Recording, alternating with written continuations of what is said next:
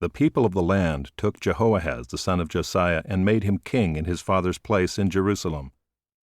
Jehoahaz was 23 years old when he began to reign, and he reigned 3 months in Jerusalem.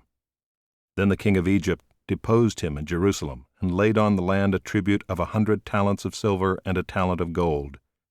And the king of Egypt made Eliakim his brother king over Judah and Jerusalem, and changed his name to Jehoiakim. But Necho took Jehoahaz his brother and carried him to Egypt. Jehoiakim was 25 years old when he began to reign, and he reigned 11 years in Jerusalem. He did what was evil in the sight of the Lord his God.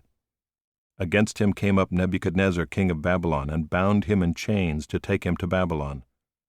Nebuchadnezzar also carried part of the vessels of the house of the Lord to Babylon, and put them in his palace in Babylon.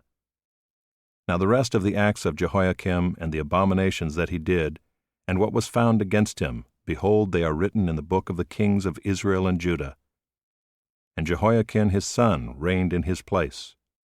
Jehoiakim was 18 years old when he became king, and he reigned 3 months and 10 days in Jerusalem. He did what was evil in the sight of the Lord. In the spring of the year King Nebuchadnezzar sent and brought him to Babylon with the precious vessels of the house of the Lord, and made his brother Zedekiah king over Judah and Jerusalem. Zedekiah was 21 years old when he began to reign, and he reigned 11 years in Jerusalem. He did what was evil in the sight of the Lord his God.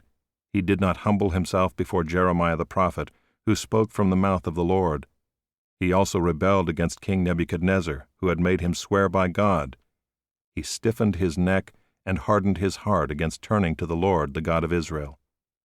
All the officers of the priests and the people likewise were exceedingly unfaithful, following all the abominations of the nations.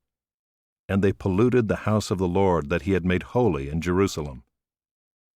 The Lord, the God of their fathers, sent persistently to them by his messengers, because he had compassion on his people and on his dwelling place.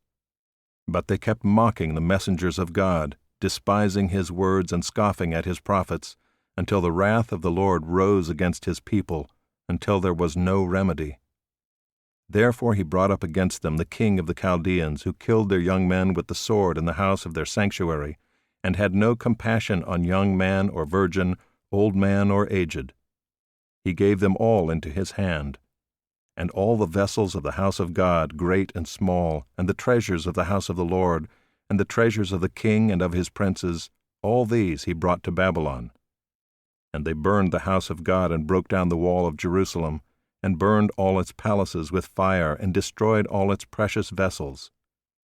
He took into exile in Babylon those who had escaped from the sword, and they became servants to him and to his sons until the establishment of the kingdom of Persia, to fulfill the word of the Lord by the mouth of Jeremiah, until the land had enjoyed its Sabbaths.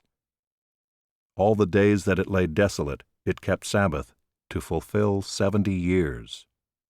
Now in the first year of Cyrus king of Persia, that the word of the Lord by the mouth of Jeremiah might be fulfilled, the Lord stirred up the spirit of Cyrus king of Persia, so that he made a proclamation throughout all his kingdom, and also put it in writing.